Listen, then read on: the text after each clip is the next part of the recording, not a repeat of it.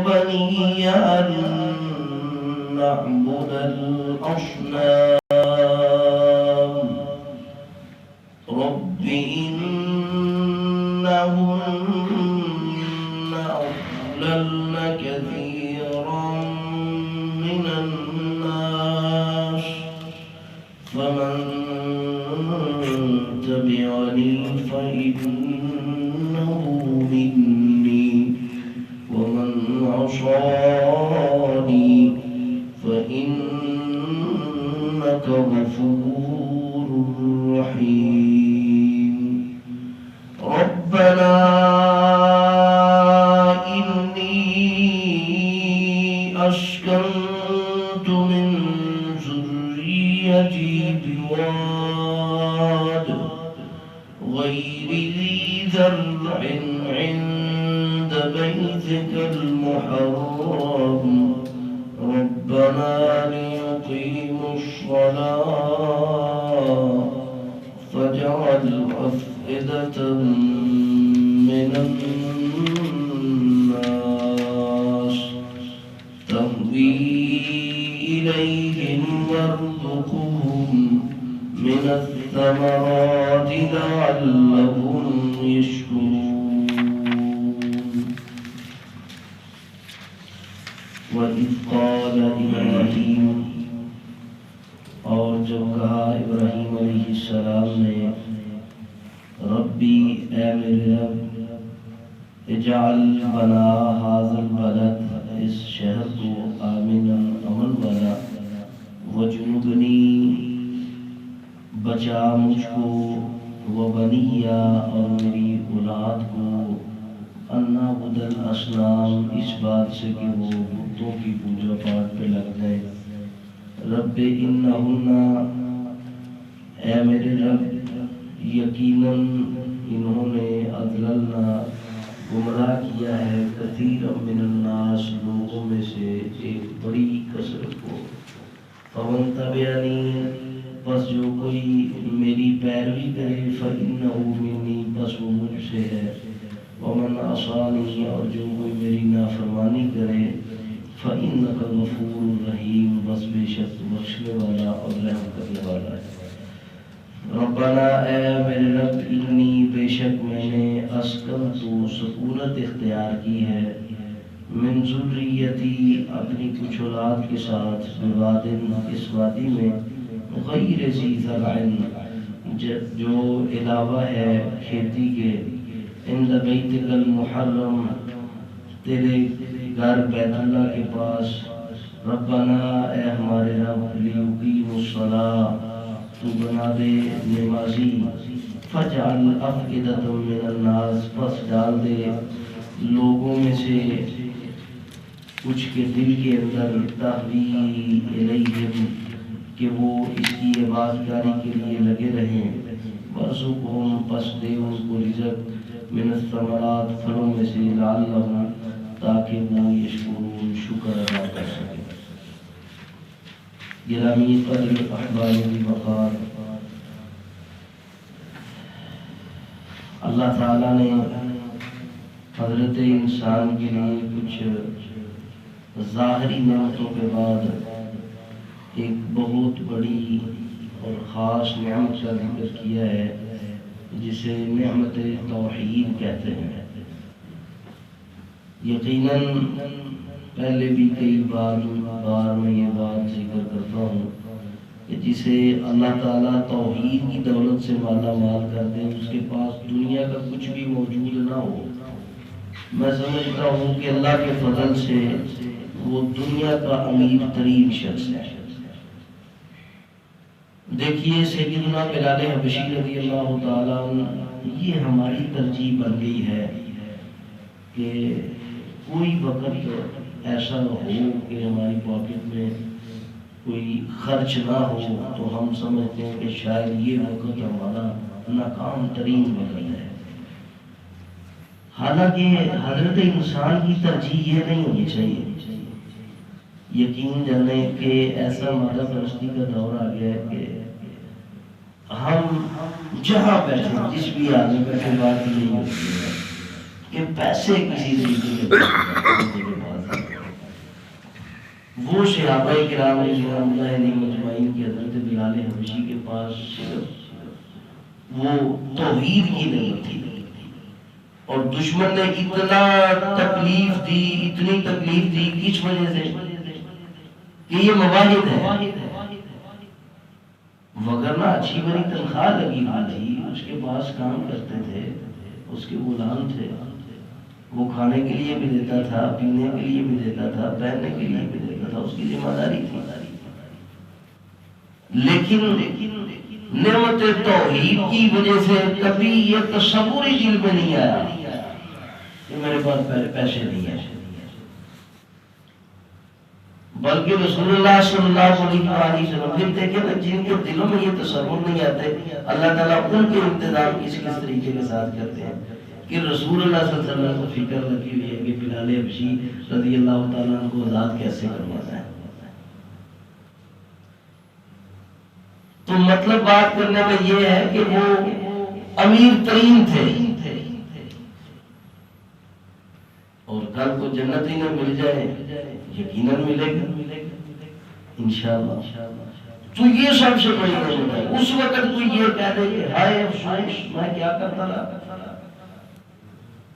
اگر خدا نہ خواستہ دنیا ساری زندگی بندے کے پاس ہو اور قیامت والے دن جہنم پر اس کے لیے اعلان ہو جائے تو اس کی دولت کا کیا فائدہ ہے. اس لیے یہ دعاؤں کی طرف غور کریں جناب ابراہیم علیہ السلام نے جو کی. کیا ہم نے بھی کبھی ایسی دعا کی ہے اپنی اولاد کے لیے؟ کہتے ہیں کہ رب اجعل ھذا البلد آمنا، اے میرے اللہ یہ جو شہر ہے نا اسے امن عطا کر دے، سکون رہے، بس خوف ختم ہو جائے. امام راضی رحمہ اللہ سے کسی نے پوچھا کہ آپ خوف کو ترجیح دیں گے یا بیماری کو ترجیح دیں گے؟ ایک وقت انسان کے اوپر آ جائے کہ جس کے اندر اسے خوف میں مبتلا کر دیا جائے، آپ خوف کو برداشت کر لیں گے یا پھر بیماری کو برداشت کر لیں گے؟ امام راضی کہنے لگے میں بیماری کو برداشت کر لوں گا لیکن خوف برداشت نہیں ہو سکتا. پوچھنے والے نے پوچھا کہ ایسا کیا ہے؟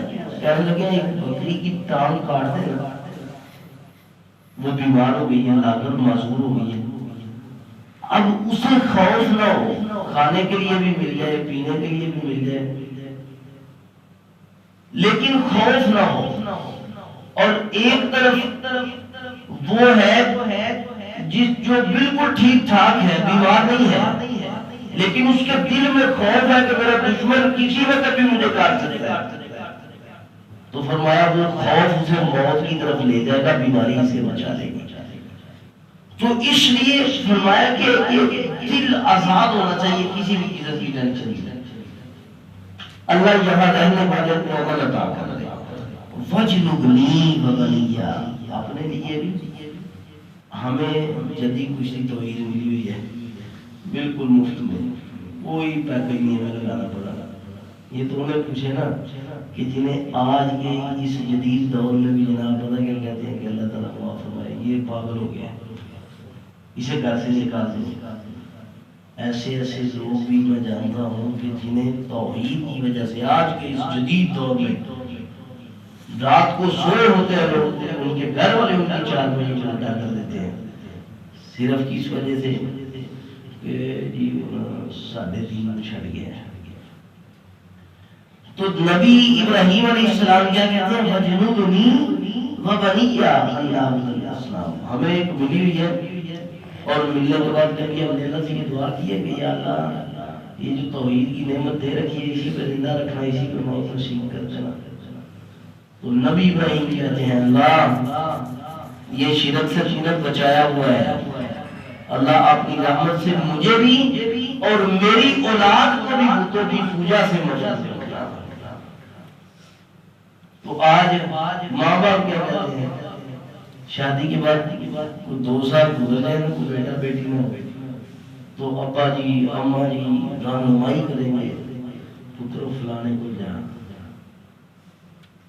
تو مجھے بتائیں جب آپ اس کی خود رہنمائی کریں گے اس کی طرف تو اگر وہ شرک پہ لگ جاتا ہے توحید سے ہٹ جاتا ہے، اس کا ذمہ دار کون ہے؟ گھر میں بیٹھا وہ والدہ جس نے اسے اپنی زندگی کی ساری توانائیاں لگا کر پالا تھا، تو ابراہیم علیہ السلام کے کہتے ہیں اللہ بتوں کی پوجا سے محفوظ رکھنا کیوں؟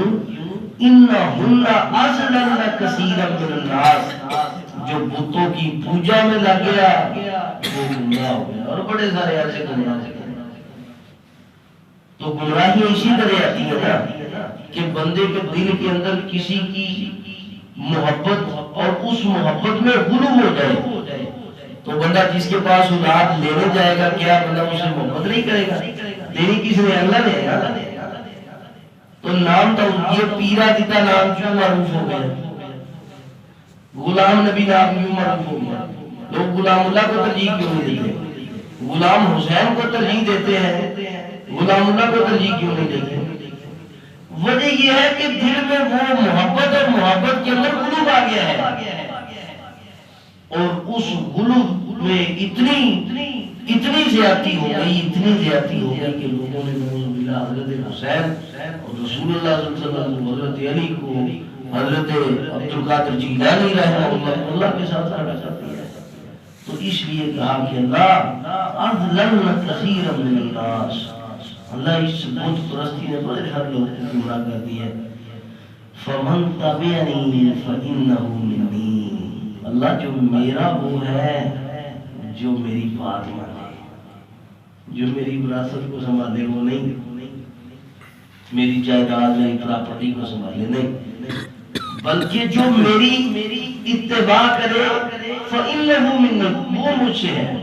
مطلب کیا تھا کہ اللہ تو شاہد رہنا کہ تیرا نبی ابراہیم توحید پہ تھا، اور میرے بیٹوں میں سے جو توحید پہ رہے اس کے لیے اچھی بات ہے کہ وہ میرے راستے پہ ہے، اور جو ہٹ جائے اس کا مطلب یہ نہیں کہ بندہ یہ کہنا شروع کر دے اور نبی ابراہیم کا فلاں بیٹا بھی کوئی اس طرح کرتا ہے لہذا کرنا جائز ہو گیا ہے۔ جس طرح ہم جوال ڈھونڈتے رہتے ہیں نا کہ مولوی صاحب نے پہلے کوئی فتویٰ اٹھ لے لیا اور بعد میں پھر جوال بنا لیا کہ جناب وہ مولوی صاحب کر رہے تھے، بھائی کو دلیل آئی نہیں۔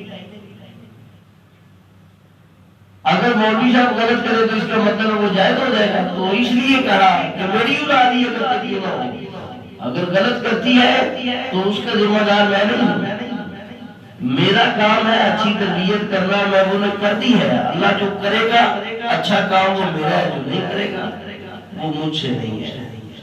اور نبی نوح علیہ السلام دیکھ لینا بنیادی طور پر وہ اللہ تعالیٰ سے دعا کرتی کہ اللہ میرا بیٹا، فرمایا نبی نہیں، تیرے اہل میں سے وہ ہے جو تیری بات مانے، جو تیرے مشن کے اوپر کاربند ہو جائے، جو نہیں ہوتا وہ تیرا تو نہیں ہے۔ پھر آگے فرمایا اے اللہ من عصانی، اور اگر کوئی نافرمان ہو جائے فإنک غفور رحیم، بس تو بخشنے والا ہے۔ یہ وہ ہے نا، یہ دعا نہیں کی مشرک کے لیے، بلکہ کہا ہے کہ اللہ اس کے ساتھ جو بھی کرے وہ تیری مرضی ہے۔ رسول اللہ نے فرمایا تھا نا ان تعذبهم فإنهم عبادک وإن تغفر لهم فإنک أنت العزیز الحکیم، میرے اللہ تو عذاب دے یا معاف کر دے تو تیری مرضی ہے، تو حکمتوں والا ہے، تو بخشنے والا ہے، رحم کرنے والا ہے، جو کر دے تیری مرضی ہے، تیری مرضی میں کوئی رکاوٹ نہیں بن سکتا۔ تو یہ دیکھیں نا آج ہم نے بھی کبھی دعا کی ہے یا اللہ ہماری اولادوں کو توحید پہ سلامت رکھنا، اور یہ جو میں بات کہتا ہوں اکثر یہ یقین جانے والے جس طرح کہہ رہے حدیث ہمارے ابا و اجداد تھے، کیا ہم اس طرح کہہ رہے حدیث ہیں؟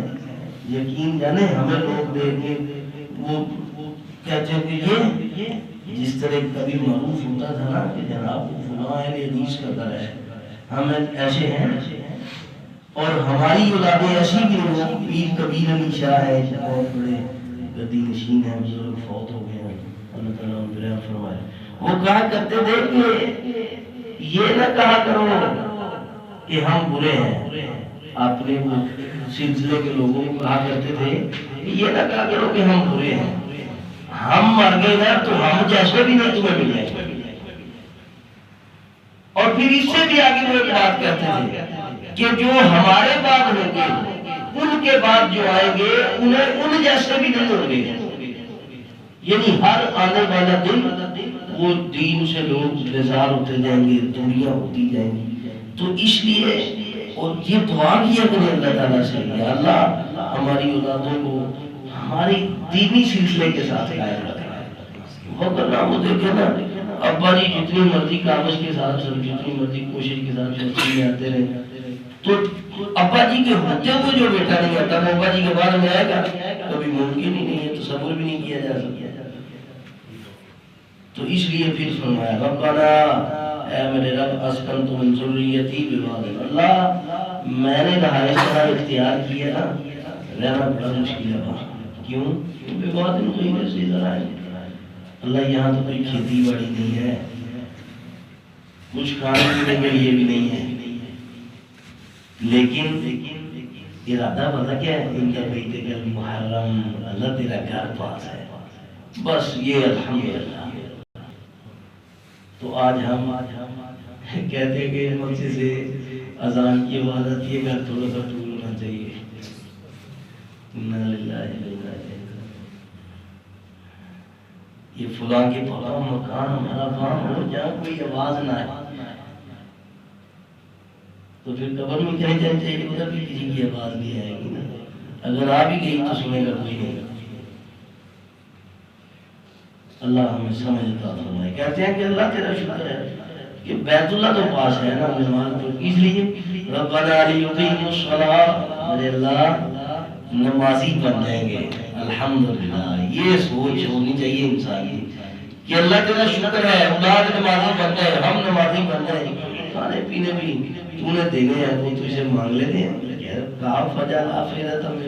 فکر دیکھیں کتنی لگی ہوئی ہے کہ اللہ کا گھر آباد ہے. افئدۃ من الناس تہوی الیہم، اللہ لوگوں کے دلوں میں یہ بات ڈال دے کہ اس گھر کو آباد کرنا ہے.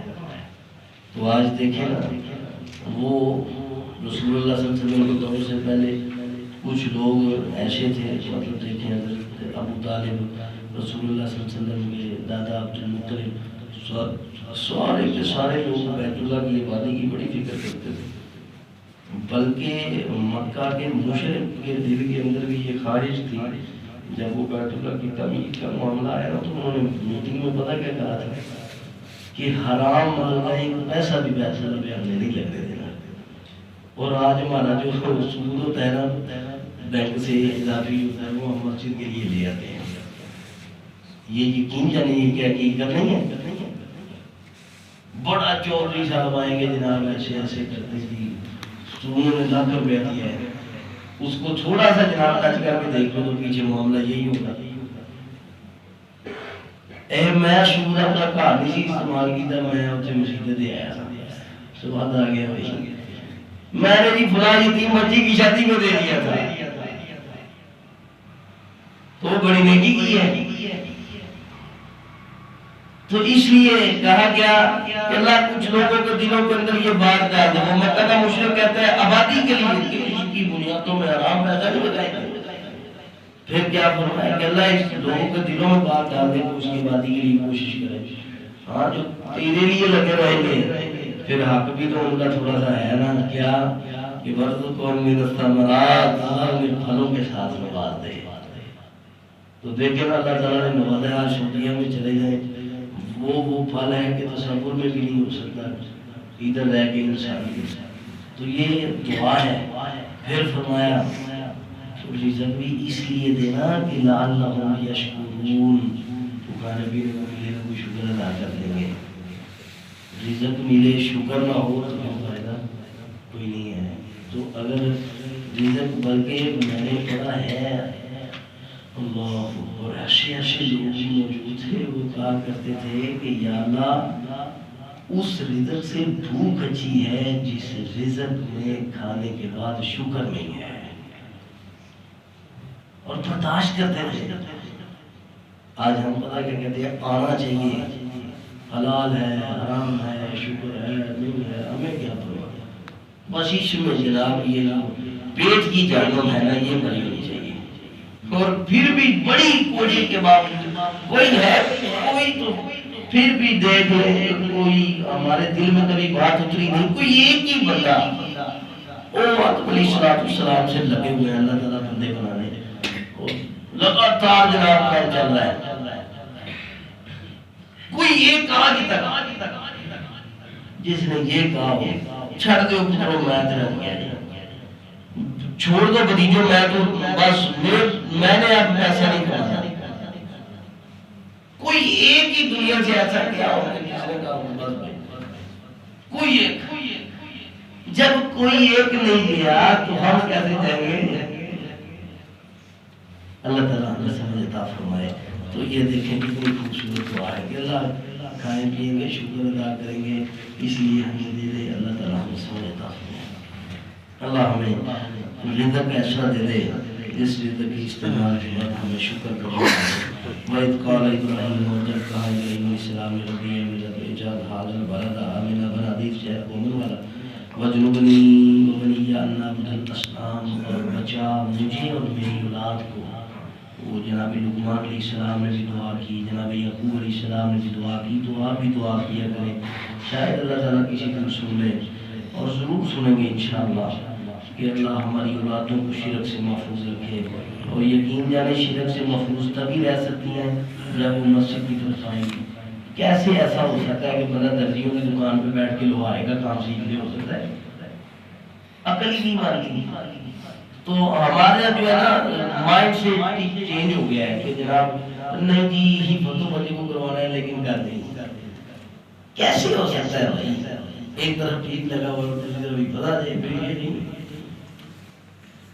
وہ خواہش بڑی ہے مولوی جی لیکن میں مشیقہ نہیں جب کرنا تو دل میں نکال دیتے۔ تو اس لیے مسجد میں لائیں گے، ٹھیک ہے سسٹموں میں اچھائیاں برائیاں ہوتی ہیں، وہ اللہ تعالیٰ ہمیں اصلاح کی توفیق عطا فرمائے۔ تو اس لیے مسجد کے قریب لائیں گے تو پھر وہ شرک سے بچے گا، اگر مسجد کے قریب نہیں تو یہ شیطان کی چال ہے۔ کل کلام کو وہ کبھی آئیں گے بھی تو اس مسجد میں کھڑے ہو کے ان کے دل شرک کی طرف ہوں گے۔ وہ شیطان نے بات ڈالی تھی نا کہ تمہارے باپ دادا مسجد میں آتے تھے کس لیے؟ اس نے تصویریں لگوا دی، تو جب ہم میں سے کوئی نہیں رہے گا تو اولادوں سے کوئی ایسا کام کروا دے گا، بعد میں وہ کہیں گے کہ اس لیے آتے تھے، اللہ کے لیے نہیں آتے تھے۔ تو اس لیے انہیں مساجد کی قریب کریں۔ ربی انہن اضللن کثیرا من الناس، اے میرے رب بہت سارے ہیں جو گمراہ ہو گئے، بہت سارے لوگ میں سے صرف اس وجہ سے کہ وہ بتوں کی پوجا کرتے تھے۔ فمن تبعنی فإنہ منی، بس جو کوئی اتباع کرے مجھ سے، ومن عصانی، اور جو کوئی میری نافرمانی کرے فإنک غفور رحیم، بے شک تو بخشنے والا رحم کرنے والا ہے۔ ربنا اے ہمارے رب انی اسکنتو، بے شک میں نے سکونت اختیار کی ہے من ذریتی، اپنی کچھ اولاد کے ساتھ، بوادٍ اس وادی میں غیر ذی زرع، جہاں نہیں ہے کوئی کھیتی باڑی، ان بیتک المحرم، لیکن تیرا گھر پاس ہے۔ یہ دیکھیں نا کہ گھر پاس ہوگا تو پھر اللہ تعالیٰ خیر کے فیصلے کرے گا۔ ربنا اے ہمارے رب یقیموا الصلاۃ، نماز قائم کرنے والا بنا دے، فجعل افئدۃ من الناس، اور ڈال دے لوگوں کے دلوں کے اندر تحوی الیہم، کہ وہ اس کی عبادت کے لیے کچھ نہ کچھ کرتے رہیں، وارزقہم من الثمرات، اور دے انہیں بہترین رزق، لعلہم تاکہ وہ یشکرون، شکر کر سکیں۔ اللہ ہمیں توفیق عطا فرمائے۔